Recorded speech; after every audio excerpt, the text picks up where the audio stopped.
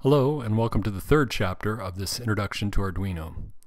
In this chapter, we'll continue our discussion of voltage, current, and resistance and introduce new concepts like multimeters, breadboards, and Ohm's law. These elements will help us better understand the capabilities of our Arduino, which we will discuss in future chapters.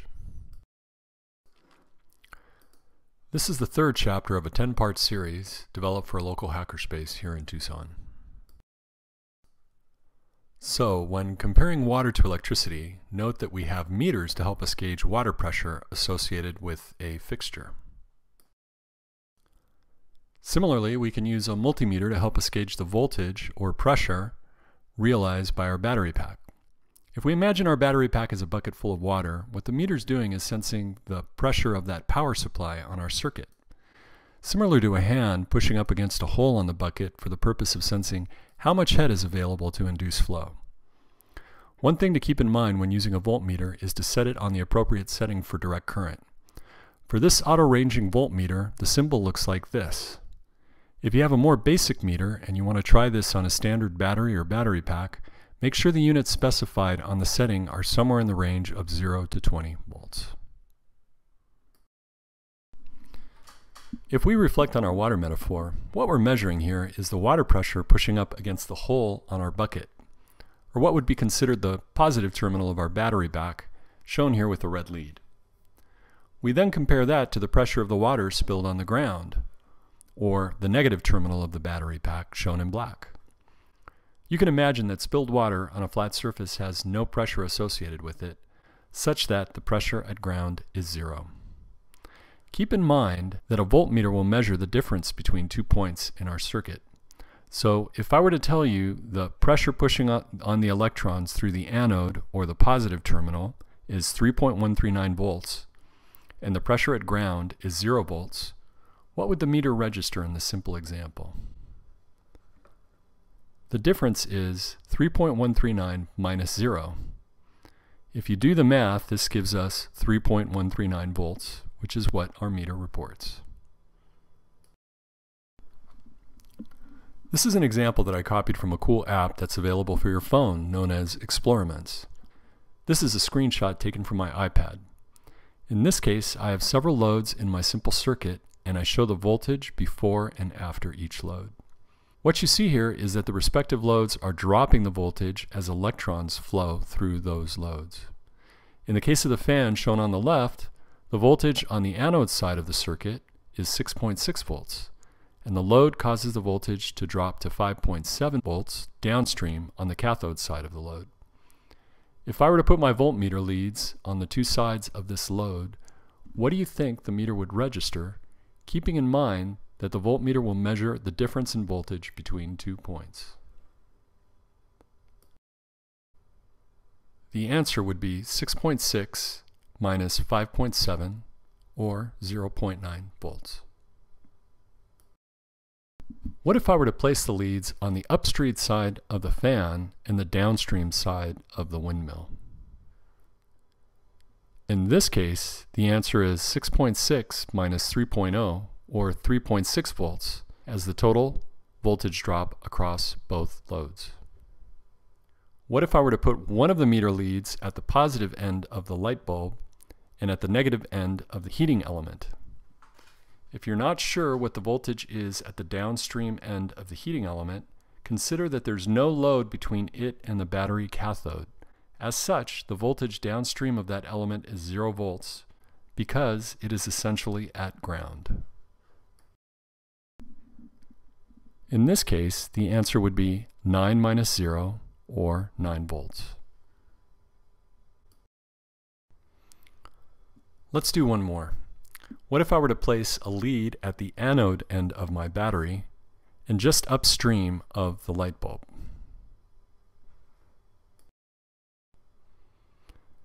Since there's no load between the two leads, the voltage drop is 0 because there's nothing there to induce a voltage drop. In order to do some additional real-world demonstrations, we'll need to understand how a breadboard works. Simply put, a breadboard just gives us an easy way to wire up some electronic components without having to do any soldering. If you look more closely, you'll notice that all those sockets on the breadboard are hooked up to one another. Take a minute to study this drawing to understand how the sockets are connected. Specifically, all the horizontal sockets are connected to one another as shown by the purple lines. Also note that the power rails of the breadboard are connected along the columns as shown by the red and blue lines. We simply insert leads from our components in a way that ensures a closed circuit between all our components and our power supply, from anode to cathode. We'll demonstrate this in a second. And this is just one final view showing how the sockets are connected to one another, looking at things from a plan view. So, coming back to our voltmeter demonstration, how can we hook this up to a breadboard? Well, there's more than one way to do this, but this is probably the most intuitive way for our demonstration. You can see here that I'm getting the same voltage as what was recorded when I attached the multimeter leads directly to the battery pack. Let's zoom in a little bit more on the wiring for a close-up. Here you can see that the battery cathode and anode are hooked up to the power rails on the breadboard. Then the leads from my voltmeter are hooked up to those same rails, which works fine since all those sockets are hooked up to one another. The red lead on my voltmeter is sensing the voltage from the battery anode, and the black lead is sensing the voltage for the ground. Again, we get the same voltage reading even though the circuit is now wired through a breadboard. That's easy enough, but how about if I want to measure voltage drop across a load, say a resistor? This is the way I would set things up for this experiment. You can see that since the resistor is the only component in my circuit, the entire voltage associated with the battery pack is going to be taken up by this load. I note that I'm measuring the pressure above and below the resistor in order to understand the voltage drop associated with that load. You may notice here that the voltage drop is not identical to the one in the prior example. And the reason for that is there may be some resistance being taken up by the additional wires used to complete this circuit. But the difference really is negligible, less than 0.02 of a volt compared to my first example. Study this drawing carefully before you move on to the next slide. Make sure you understand how things are hooked up to the breadboard and refer back to the diagrams of a breadboard if it doesn't make sense. And here's one more example. In this case, I added a light-emitting diode, or LED, to my circuit, and we'll again measure the pressure drop associated with the resistor. Note that the total pressure of the circuit now needs to be shared by the two loads, both the LED and the resistor. So even though the resistor is the same one used in my previous examples, notice that the pressure drop is much smaller, only 1.346 volts in this example. This is because the total pressure or voltage generated by the battery pack is now shared with the LED. So let's look at this example in a little more detail. Again, if I measure the voltage drop across the resistor, it now registers as 1.346 volts. Next, if I check the voltage drop across the LED, it registers as 1.764 volts. If I sum these two voltage drops, I get 3.11. So if everything I've told you is accurate, the voltage drop across both the resistor and the LED should register as this sum. So I've attached the multimeter to my breadboard to measure the total voltage drop across these two loads. Let's see if I'm right. And the voltage drop is pretty darn close. So that about covers the introduction to voltage and voltage drops, but what about current? Well, in water systems, we can measure flow with a stream gauge similar to the one shown in this photograph. We can do the same thing with our multimeter, this time putting the setting on amps rather than volts. In this case, we're measuring the flow of electrons through our circuit, similar to measuring the speed of a water wheel that is being turned by the current that's emanating from the hole in our bucket. To do this, we want to place our probes off the multimeter so that they are in line with the flow of electrons. To help visualize this, imagine there's a small water wheel-like device in your multimeter. You want that wheel to spin so that you can gauge the current flowing through your circuit. As such, you will want the current to flow through the multimeter and so you'll want to attach your leads accordingly. And this is a small demonstration of how we might use a multimeter set to amps to measure current flowing through a circuit. Watch the blue line simulating the flow of current to see how this demonstration works, observing that I now need current to flow through the meter to turn my pretend water wheel for measuring flow. In this case, the meter shows we have 3.99 milliamps flowing through the circuit, or with some rounding about 4,000th of an amp. Don't get hung up on the term milliamps. I'll talk more about this later. And here I can demonstrate the concept of placing your multimeter in the flow to measure current using the Explorements app I demonstrated earlier. Say I wanted to know the current flowing through the circuit between these 2 points. Unlike the demonstration for measuring volts, here I will place the leads of the meter so that the flow is passing through the meter. For this particular circuit, the application is telling me that I have 0.3 of an amp, or about 300 milliamps, flowing through the circuit. The important thing to remember about simple circuits like this is that the current flow will be the same everywhere in the circuit. That means that no matter where I place this meter, the current will be the same everywhere in the circuit. This is something I kind of struggled with personally. It seemed to me that in a circuit like this with different loads, the current would be speeding up and slowing down depending on what load it was encountering. That's really not the case. The current will be the same everywhere in the circuit. To demonstrate this, we can take our simple resistor LED circuit and measure current at different junctures. If I measure the current between the downstream end of the LED and the ground terminal, you can see that the current is 3.99 milliamps. And if I measure it upstream of the resistor and LED, you can see that the current is almost the same, off by only a few hundredths of a milliamp. And the same can be said of the current between the resistor and the LED. Again, the current is almost identical to our first measurement, only off by a few hundredths of a milliamp. So that concludes the discussion of how to use a multimeter to measure volts and current on a breadboard. Again, please note that all the concepts that we've talked about are very similar to water flow. This table pretty much sums things up, showing the kinds of units I might reference in my own training as a hydrologist when comparing them to units that you might encounter in electronics.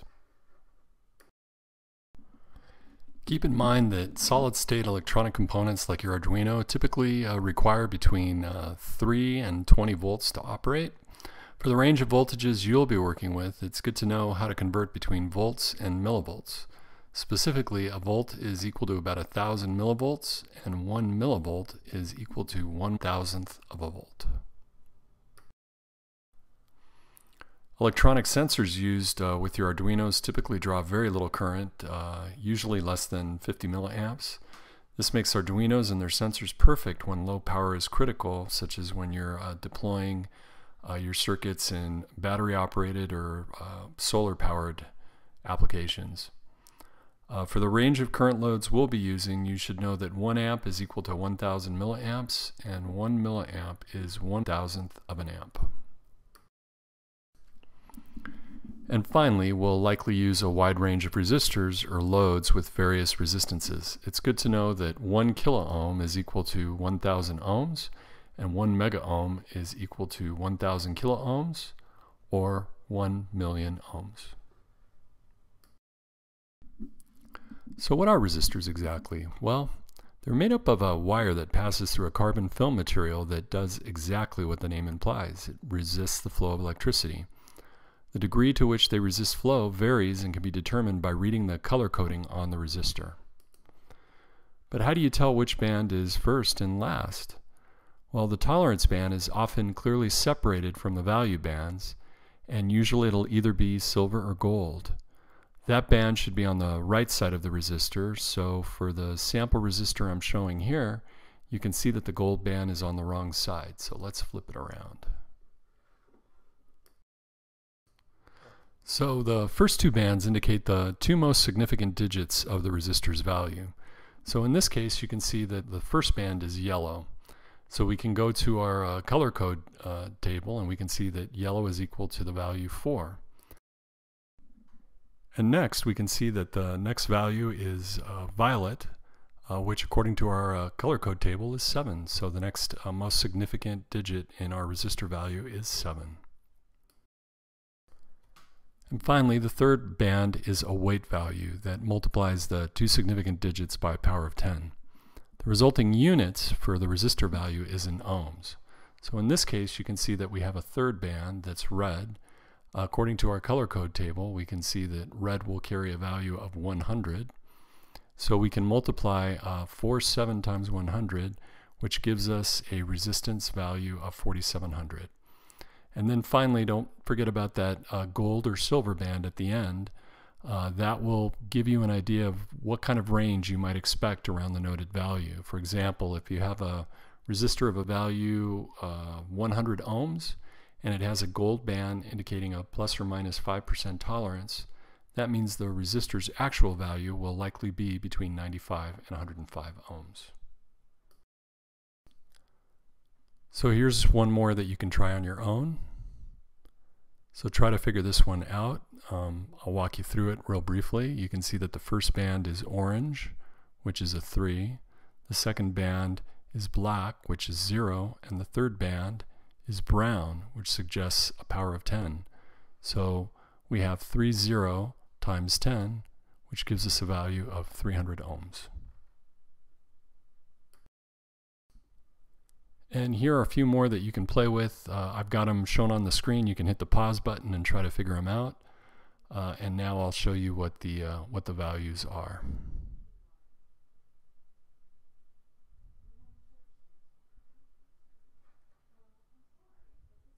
Well, now that we have an understanding of resistors, we can start playing with Ohm's law.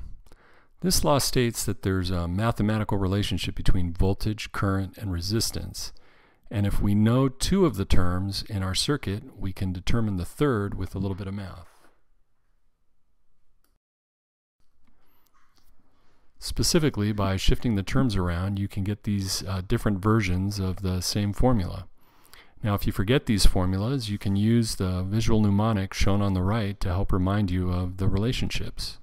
The mnemonic shows that voltage is on the top of the pyramid, and what that implies is that it's equal to the product of the current, represented by the letter I, times resistance, represented by the letter R on the bottom of the pyramid.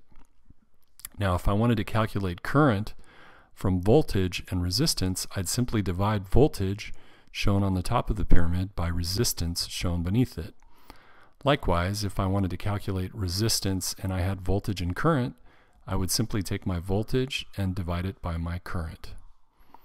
Ohm's law is fundamental to electronics and will be important when you start designing your own circuits for Arduino, particularly when you want to limit current in order to protect your electronic components.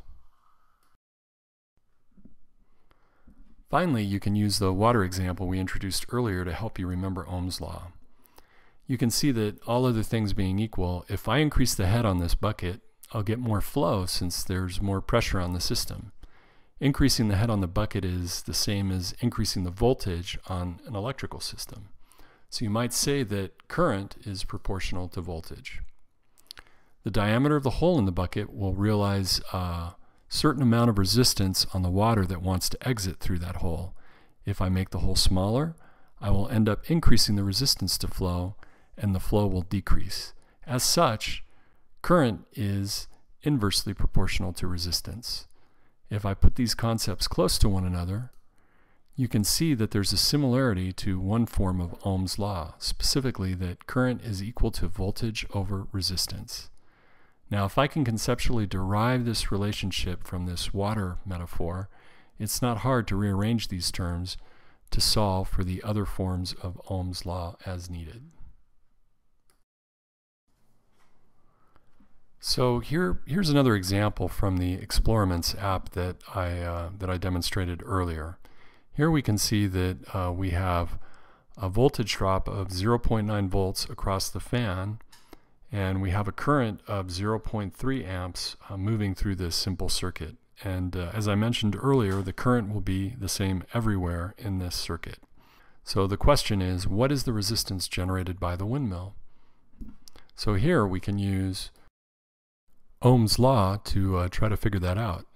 Here's our visual mnemonic, and we can see from the mnemonic that resistance is going to be equal to voltage over current. And as such, we can just plug in the numbers for our voltage drop, 0.9 volts, and our current, 0.3 amps. And when we do the math, we come up with a resistance of 3 ohms. So that just about does it for this chapter. The next chapter is going to be a little bit more interesting to those of you who actually want to get your hands on an Arduino. And you'll see how Ohm's law is important for understanding the first sketch that you'll put together. Thanks for watching.